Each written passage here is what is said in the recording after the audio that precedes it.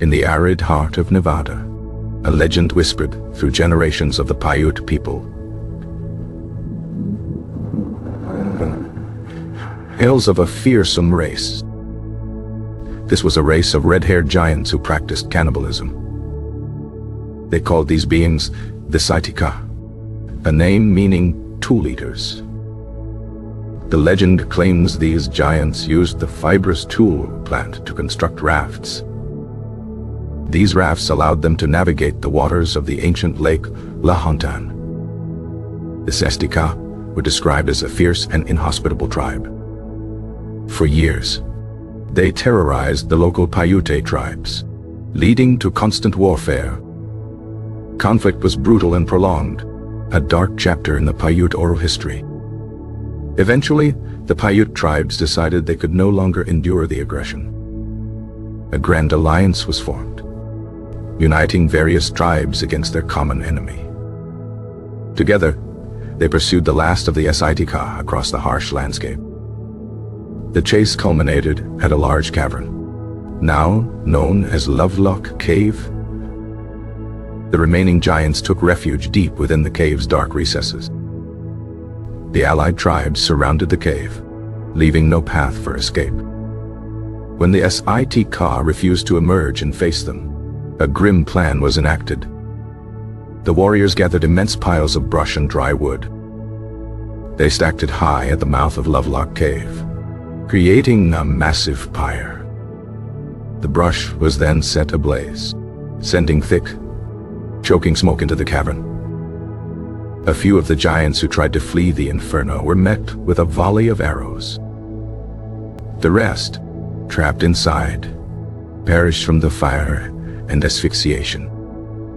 This story of retribution was faithfully passed down through many generations.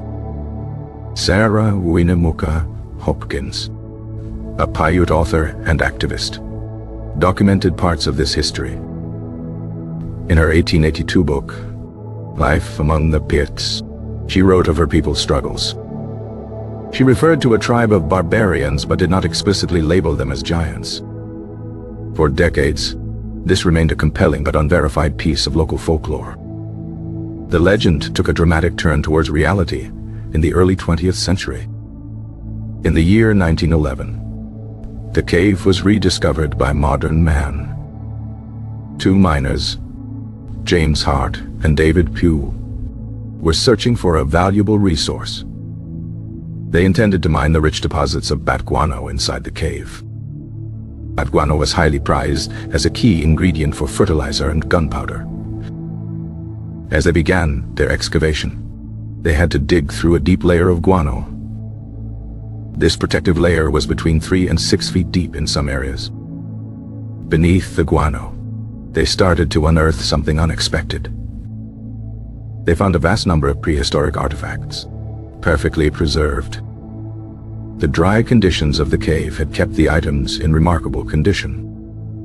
Word of the incredible find soon reached the academic world. The University of California, Berkeley, took immediate interest in the discovery. This led to the first official archaeological expedition to Lovelock Cave. In 1912, an anthropologist named L. Loud was sent to lead the excavation. Loud's methodical work at the site would last for 5 months. During this time, he cataloged an astonishing number of items. The total count of artifacts was estimated to be around 10,000. These included a variety of tools, weapons, and intricate baskets. Perhaps the most famous discovery was a set of stunningly crafted duck decoys. These decoys, made from tulle and adorned with feathers, were incredibly lifelike. They are considered some of the oldest and most sophisticated examples in the world. The discoveries painted a rich picture of life in the ancient Great Basin. A second major excavation took place at the site in the year 1924. This effort was led by M.R. Harrington, another prominent archaeologist. This expedition was sponsored by the Museum of the American Indian. Further work continued at the cave intermittently through the 1960s. But it was the initial reports from the guano miners that sparked a sensation. These reports connected the archaeological finds directly to the Paiute legend. Newspapers began publishing dramatic stories about a lost race of giants. Stories were fueled by the unearthing of numerous human remains. Some accounts claimed the skeletons were of an extraordinary size. These unverified reports cited heights between 8 and even 10 feet tall. Adding to the intrigue was the discovery of reddish hair on some mummified remains. This detail seemed to perfectly match the legends of the red-haired Sitka. Furthermore, miners reported finding an enormous handprint in the cave wall. They also uncovered sandals of an unusually large size, some over 15 inches long. A jawbone was also found that was said to be much larger than that of a modern human.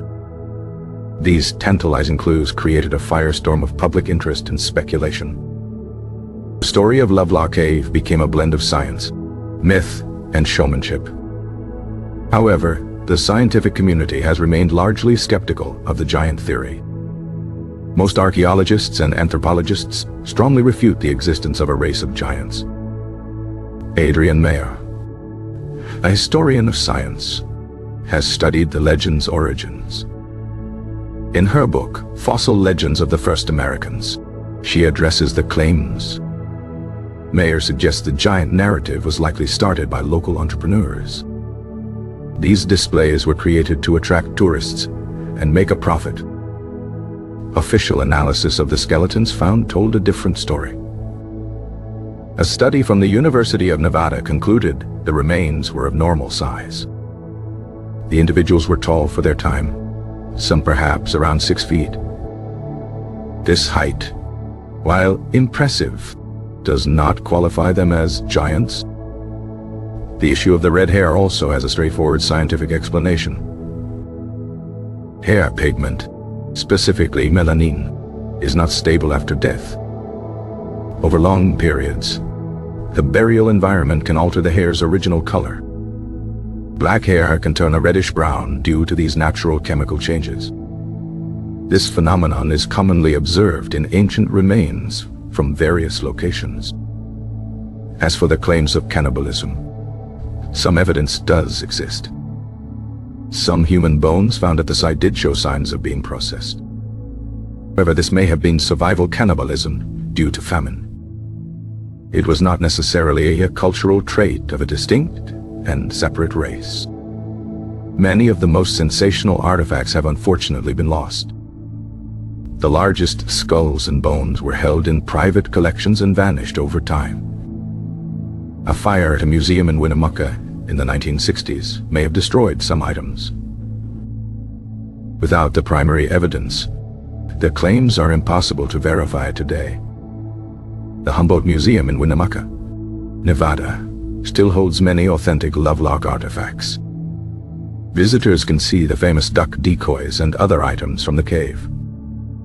The Smithsonian Institution also curates a collection from the 1912 and 1924 digs. Lovelock Cave itself was added to the National Register of Historic Places in 1984.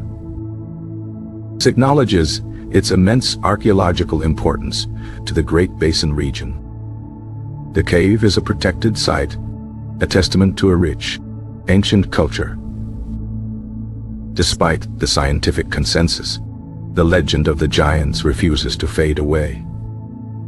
The story continues to capture the public imagination, blurring fact and folklore.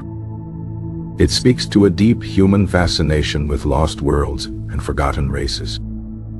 The tale of the Sitka serves as a powerful piece of American folklore. It is a story where oral tradition, archaeology, and sensationalism collide. The mystery of the Lovelock Cave Giants endures, a captivating chapter in the history of the American West. The narrative begins deep in the oral traditions of the Native American Paiute tribe. They spoke of a race of warlike, red-haired people who lived in the area. These were not just people. They were described as giants of formidable stature.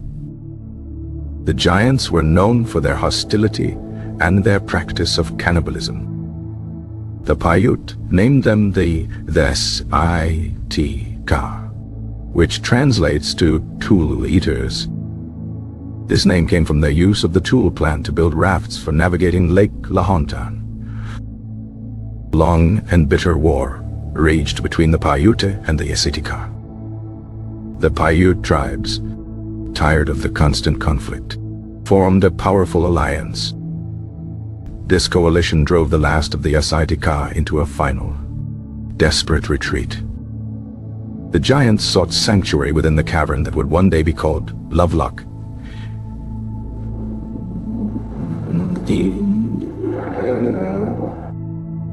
The allied tribes blockaded the entrance, demanding a final confrontation. When the giants refused to emerge, the tribes piled flammable brush at the cave's mouth. They ignited the pile, creating a massive bonfire that choked the cave with smoke. The legend concludes with the fiery demise of this Sitka within the cave. This powerful story was preserved for generations through oral tradition. In 1911, the legend collided with the modern world when miners entered the cave.